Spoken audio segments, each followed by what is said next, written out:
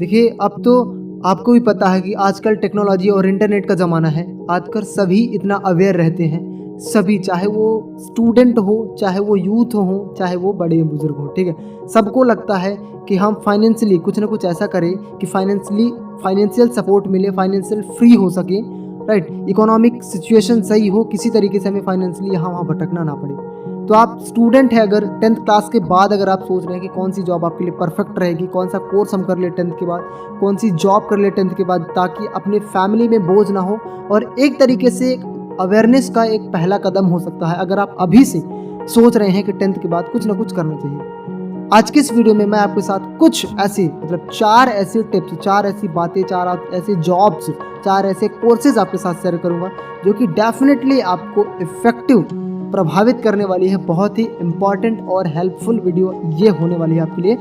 इस वीडियो में अंत तक जरूर बने रहेगा, क्योंकि अंततः आपको जरूर इससे बहुत कुछ सीखने को मिलेगा और आप इससे इंस्पायर होके कुछ ना कुछ नया सीखेंगे, कुछ ना कुछ अलग सीखेंगे। चूँकि अब इतना बड़ा डेवलपिंग और अवेयरनेस का ज़माना है कि हम कहीं ना कहीं, हमें सबको पता है कि हमें फाइनेंशियली फ्री हो जाना चाहिए और कुछ ना कुछ नया करना चाहिए। चलिए स्टार्ट करते हैं आज की इस वीडियो को। नमस्कार दोस्तों, मेरा नाम स्वागत है आप सभी का आपके अपने YouTube चैनल सरदार जी एजुकेशन में। देखिए, अगर हम जॉब की बात करें तो जो पॉपुलैरिटी है अपनी सोसाइटी में, अपने इंडिया में, तो सबसे नंबर 1 पे आता है इंजीनियरिंग, राइट। इंजीनियरिंग इतना बड़ा क्रेज़ है, ये चाहे नेम फेम की बात हो, चाहे अर्निंग की बात हो, हर तरीके से ये बहुत ही पॉपुलर है और उसमें अच्छा करियर होता है। एक अलग सा आपका रुतबा हो जाता है कि बच्चा भाई वो इंजीनियर है, एक अलग नाम होता है, अलग उसका अलग ओहदा होता है, ठीक है। तो अगर हम इंजीनियरिंग की बात करें तो इंजीनियरिंग कोर्सेज है जो कि आप 10th के बाद अप्लाई कर सकते हैं। वो कौन से कोर्सेज हैं मैं आपको बताता हूँ। आपके माइंड में ऐसा दौड़ने लगता है कि सर मैंने 12th तो करी नहीं, तो इंजीनियरिंग के लिए कैसे अप्लाई करूँगा। तो मैं आपके साथ शेयर करता हूँ कि अगर आप इंजीनियरिंग कोर्स करना चाहते हैं, इस पर इंटरेस्टेड हैं, इसमें भी बहुत सारे कैरियर ऑप्शन हैं। तो इसके लिए आपको chemical engineering, civil engineer, electrician, mechanical, ठीक है, इन सब इंजीनियरिंग में आप डिप्लोमा कर सकते हैं, राइट। जैसे आप 11th-12th के बाद IIT में, ठीक, IIT में जाने के बाद इंजीनियरिंग करते हैं आप, तो इंजीनियरिंग वो हो जाता है डिग्री हो जाती है, ग्रेजुएशन हो जाता है, ठीक है। लेकिन आप 10th के बाद डिप्लोमा के लिए अप्लाई कर सकते हैं, ठीक है। इंजीनियरिंग डिप्लोमा होते हैं जिसमें chemical engineering, civil engineering, electrician, mechanical, ठीक है, ऐसे बहुत सारे फील्ड में ऐसे डिप्लोमा कोर्सेज होते हैं जो कि आप इंजीनियरिंग अप्लाई कर सकते हैं, ठीक है। एक चीज़ मैं इस कोर्स को करने के इससे पहले एक चीज़ बताऊंगा कि अगर आप इस कोर्स को करने जा रहे हैं तो एक चीज़ जान लें कि इस कोर्स को करने के बाद जल्दी आपको जॉब नहीं मिलती। जल्दी जॉब तब मिलती है जब आप किसी अच्छे रिप्यूटेड पॉलिटेक्निक कॉलेज से करेंगे तब। तो अगर आप इस कोर्स को कर रहे हैं तो अच्छे रेप्यूटेड पॉलिटेक्निक कॉलेज से करें। अब ऐसा नहीं कि इससे कोर्स लोग करते नहीं हैं, मिलती है जॉब भी, करते भी हैं लोग, लेकिन आप प्रयास करें कि कोई अच्छी रेप्यूटेड कॉलेज मिले, ठीक है। इससे आपके जॉब के चांसेस 2 गुना हो जाते हैं। अगली चीज़, उसका आपको उदाहरण बताने की जरूरत नहीं है। जैसे कि अभी आपने देखा बीते 2-3 साल ऐसे रहे, कोविड की वजह से 2 साल जो भी रहे, कितना भयंकर आपको मेडिकल फील्ड का सहारा मिला। मेडिकल, अगर डॉक्टर्स ना होते, दवाइयाँ ना होती, मेडिसिन ना होती, तो आज पूरा विश्व ही नहीं बचता, राइट। तो इससे आपको खुद पता चल गया कि मेडिकल लाइन की कितनी वैल्यू है। तो अगर आप मेडिकल लाइन में अपना कैरियर बनाना चाहते हैं तो सबसे बेस्ट कोर्सेज मैं आपके साथ बताऊँगा, ठीक है। ये मैं 10th के बाद करने वाले कोर्सेज बता रहा हूँ, बाद में मैं आपको बड़े कोर्सेज भी बताऊंगा आगे चल के, बड़े करियर के लिए। तो अगर आप मेडिकल कोर्सेज करना चाहते हैं तो 10th के बाद कौन कौन से कोर्सेज अप्लाई कर सकते हैं। जैसे सर्टिफिकेट ऑफ नर्सिंग असिस्टेंट, ठीक है, सर्टिफिकेट मिलता है नर्सिंग असिस्टेंट का। नर्स का असिस्टेंट जो होता है ना, वो कोर्स, वो वर्क करने के लिए किसी क्लिनिक में, किसी हॉस्पिटल में वर्क करने के लिए आपको एक सर्टिफिकेट प्रदान किया जाता है, सर्टिफिकेट कोर्स करा जाता है। वो कोर्स करने के बाद आप किसी क्लिनिक या किसी डॉक्टर में वो हॉस्पिटल में अप्लाई कर सकते हैं। इसके बाद सेकंड नंबर पे हमारा कोर्स आता है diploma in nursing certificate assistant, ठीक है। डिप्लोमा कोर्स आता है, जिसकी ज़्यादा वैल्यू होती है सर्टिफिकेट से ज़्यादा, ठीक है। तो ये कोर्स कर सकते हो आप। पैथोलॉजी लैब टेक्नीशियन, ठीक है, पैथोलॉजी का कोर्स कर सकते हैं, इसकी भी वैल्यू बहुत ज़्यादा है यार, ठीक है। तो पैथोलॉजी का कोर्स कर लें। इसके बारे में डिस्क्रिप्टिव आप डिटेलिंग इन्फॉर्मेशन ले लेना, लेकिन अगर आपको नहीं मिल रही इन्फॉर्मेशन तो कमेंट कर देना, तो मैं डिटेलिंग वीडियो बना दूंगा। लेकिन सबसे पहले आप खुद से प्रयास करना।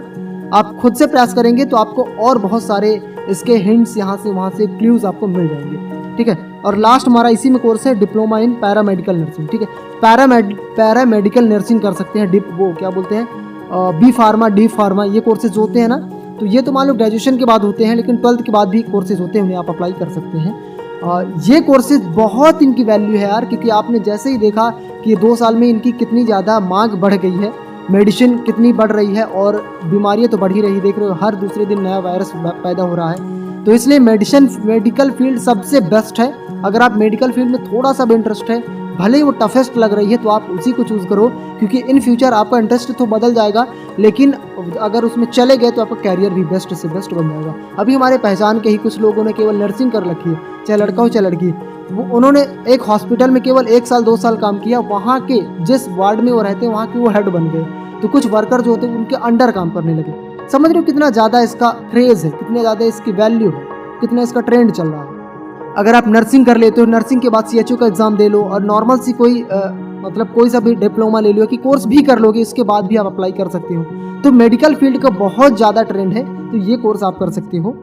और अगर आपको बड़े नज़रिए में जाना है, बड़े ओहदे में जाना है, मतलब बड़ा कोर्स कोई करना है, तो आप नीट की तैयारी करें, MBBS करें, या फिर आप 12th कंप्लीट करें, इसके बाद नर्सिंग कर लें। ठीक है, तो मेडिकल फील्ड सबसे बेस्ट फील्ड है। जैसा भी आप करना चाहें, डिप्लोमा कोर्स करना चाहें 10th के बाद तो अप्लाई कर सकते हैं, या फिर बड़े लेवल पे करना चाहते हैं तो आप फिर ग्रेजुएशन कंप्लीट करके 12th कंप्लीट करके अप्लाई करें। अगला सबसे महत्वपूर्ण सबसे बेस्ट कोर्स है एक ITI कोर्स, आपने सुना होगा। आजकल तो बहुत से लोग इसे चूज़ करते हैं, ठीक है, क्योंकि ITI एक डिप्लोमा कोर्स होता है, जिसमें जैसे इसमें से आप कौन कौन से कोर्सेज कर सकते हैं। हालांकि हैं तो बहुत सारे, लेकिन मैंने चूज़ किए हैं कुछ कोर्सेज जो कि आप इसमें अप्लाई कर सकते हैं, आपका इंटरेस्ट इसमें हो सकता है। जैसे ऑटोमोबाइल मैकेनिकल टेक्नीशियन, ठीक है, ऑटोमोबाइल मैकेनिकल टेक्नीशियन ये कोर्स। फोटोग्राफी का कोर्स, इतना ज़्यादा क्रेज़ इसका ट्रेंड है, जैसे सोशल मीडिया में कितना बेस्ट करियर आजकल बन रहा है, सब अपनी ऑडियंस बना रहे हैं, आगे चल के इसका बहुत ही बेस्ट यूज़ होगा यार, क्योंकि ऑडियंस जो आपकी बिल्ड हो गई, बाद में चल के अगर आप कोई शॉप ओपन करते हो, कोई बिजनेस स्टार्ट करते हो, उसके एडवर्टाइजमेंट के लिए आपकी ये ऑडियंस हेल्प करेगी। तो फोटोग्राफी का कोर्स कर सकते हो, वाइल्ड लाइफ फोटोग्राफी कर सकते हो, वेडिंग फोटोग्राफी में आज कितना पैसा लोग छाप रहे हैं, ठीक है। तो जब करो फोटोग्राफी तो फिर अच्छे से करो, अगर इंटरेस्ट है तो कैरियर ही बनाओ, ऐसे नहीं कि शौक पूरा करने के लिए। अक्सर लोग क्या होते हैं, शौक पूरा करने के लिए फोटोग्राफी करते हैं, इसके बाद फिर कोई अलग सा कोर्स करते हैं। इससे फैमिली, माता पिता भी आपके गुस्सा होते हैं कि खुद तू कर क्या रहा है, तो ये पढ़ाई वाले कोर्स कर रहा है कि फोटोग्राफी कर रहा है तो फिर इसे ही कर, या फिर पढ़ रहा तो इसे ही पढ़। तो अगर पढ़ाई ही करना है और फोटोग्राफी ही करना है तो फोटोग्राफी की पढ़ाई करो, और थोड़ी अच्छे से करो, ठीक है, रिस्पेक्टिव वे में लगन से करो, ताकि अच्छा कैरियर भी बन सके और आपका लोग एग्जाम्पल दे सके यहाँ। अगला इसी में है ITI में बॉडी एंड ब्यूटी केयर, ठीक है, ब्यूटी पार्लर का कोर्स कर ले, लड़कियाँ जो होती हैं, ठीक है, सब कर सकते हैं हालांकि, लेकिन लड़कियाँ ब्यूटी पार्लर का कोर्स कर सकती है, इसका बहुत क्रेज़ है। इसके बाद जैसे डेयरी मैनेजमेंट का बहुत ज़्यादा बिजनेस चलता है यार, डेयरी मैनेजमेंट का कोर्स कर लेना। मैं जहाँ पढ़ाने जाता हूँ हॉस्टल में, वहाँ के जो ओनर हैं वो खुद हॉस्टल चला रहे हैं, साथ ही साथ डेयरी मैनेजमेंट का कोर्स डेयरी मैनेजमेंट का बिजनेस ओपन करके रखा, और अच्छी खासी अर्निंग होती है। तो डेयरी खोल सकते हैं, आपको डेयरी मैनेजमेंट का कोर्स कर लें तो आपको अच्छे से अच्छे जॉब अपॉर्चुनिटीज़ आपको अवेलेबल आपके पास हो सकती हैं। अगला है आपको फूड टेक्नीशियन से इसमें आप ITI कर सकते हैं। फैशन डिज़ाइनिंग बहुत ही इंटरेस्टिंग है, आगे चल के आप मनीष मल्होत्रा तक जा सकते हैं, मतलब बड़े लेवल तक आप इसका कोर्स इसके बाद आपको जॉब मिल सकती है इस कोर्स को करने के बाद। मोबाइल टेक्नीशियन, इसको तो बताने की ज़रूरत ही नहीं है, मोबाइल टेक्नीशियन का कितना बड़ा कि आप कोई भी डिग्री भी ना करो ना, अगर आपसे मोबाइल रिपेयरिंग आती है और कहीं भी दुकान खोल के बैठ जाओ, किसी की दुकान, अगर आपसे अच्छी खासी मोबाइल रिपेयरिंग आती है तो आपको घर बैठे नहीं, मतलब दुकान जाके बिना डिग्री के आपको 15 से 20 हज़ार रुपये के स्टार्टिंग की आपको सैलरी मिलने वाली है। अगर आपने उसमें अच्छा टाइम दे दिया, साल 2 साल 3 साल का, तो 20 से 25 हज़ार रुपये तो आपके ऐसे ही बिना डिग्री डिप्लोमा, कोई डिग्री डिप्लोमा नहीं, बस स्किल है, ठीक है। लेकिन ITI से जाते हो तो आपको गवर्नमेंट में चांसेस मिल जाते हैं, ठीक है, गवर्नमेंट जो योजनाएं निकालती है उसमें आपको कोर्सेज जॉब मिल सकती हैं, तो इसलिए आप मोबाइल टेक्नीशियन से ITI कर सकते हैं। फिर इसके बाद है हॉस्पिटैलिटी में कर सकते हो आप, ठीक है, हॉस्पिटैलिटी स्टाफ, मतलब हॉस्पिटल में स्टाफ के कोर्सेज होते हैं। फिर इवेंट मैनेजमेंट, इसमें कंपटीशन बहुत कम है, लेकिन इसमें इसकी मांग बहुत ज़्यादा है। अब बड़े बड़े लोग होते हैं जो कोई फंक्शन करवाते हैं, कुछ भी ऑर्गेनाइज करवाते हैं, तो वो क्या करते हैं, इवेंट मैनेजमेंट को दे देते हैं ठेका, वही सब संभालते रहते हैं। तो इसका कोर्स कर सकते हो, जहाँ भी इसकी थोड़ी ये क्या होता है, बड़े लेवल पर, बड़े शहरों पे इसकी मांग होती है, तो आगे बाहर निकल के आप इसमें अच्छे से अच्छा पैसा अर्न कर सकते हैं। अब देखिए, ये तो थे आपके कुछ जॉब अपॉर्चुनिटीज़, लेकिन अगर आपको बड़े लेवल पे खेलना है, थोड़ी बड़ा करना है, कुछ नया करना है, तो इसके लिए फिर मैं आपको बताऊंगा एंट्रेंस एग्जाम की तैयारी करें 10th के बाद, ठीक है। एंट्रेंस एग्जाम कैसे, जैसे अगर आपको आईआईटी में जाना है तो जेई मेंस एंड एडवांस की तैयारी करें 11-12 में, यही आपकी सिटी में कहीं से स्कूल के लिए अप्लाई कर दें और फिर इसके साथ चले जाओ कोटा चले जाओ, अच्छी खासी लग के तैयारी करो, या फिर घर बैठे कोई कोर्सेज आजकल ऑनलाइन कितने कोर्सेज अवेलेबल हैं, कोई भी कोर्स अप्लाई कर लो, ठीक है, रजिस्टर कर लो और करने लगो तैयारी अच्छी खासी मन लगा के। आईआईटी में अगर जाना है, नीट की तैयारी करो, अगर आपको डॉक्टरी फील्ड एमबीबीएस करना है, डॉक्टर फील्ड में अच्छा बड़ा डॉक्टर बना है तो नीट की तैयारी करो। फिर इसके बाद अगर आपको एडवोकेट में या फिर लॉ फील्ड में जाना है तो क्लैट की तैयारी करो। कैट की तो तैयारी बाद में होती है, क्लैट की बात कर रहा हूँ, ठीक है, कॉमन लॉ एडमिशन टेस्ट।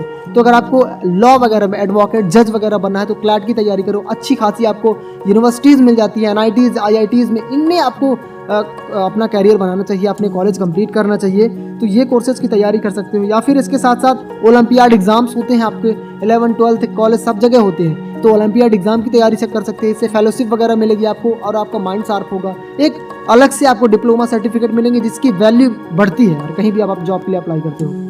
अगली लास्ट चीज़ आपके साथ शेयर करूंगा, बहुत ही इंपॉर्टेंट, वो है गवर्नमेंट जॉब के एग्जाम्स, ठीक है। गवर्नमेंट एग्जाम जो होते हैं जैसे वनडे एग्जाम्स, कोई भी वनडे एग्जाम हो गया उसकी तैयारी करो आप, ठीक है, चाहे वो डिफेंस फील्ड का हो, पुलिस हो, एसआई हो या फिर एसएससी हो, जितने भी ऐसे एग्जाम्स होते हैं इन सब की तैयारी करने लग जाओ। इसके लिए क्या होता है, आपको मैथ्स, रीजनिंग और इंग्लिश, इन 3 सब्जेक्ट में पकड़ बनानी होती है। इसके बाद कोई भी आपका वनडे एग्जाम आए उसमें अप्लाई करो और फिर बढ़िया जॉब ले जाओ, ठीक है।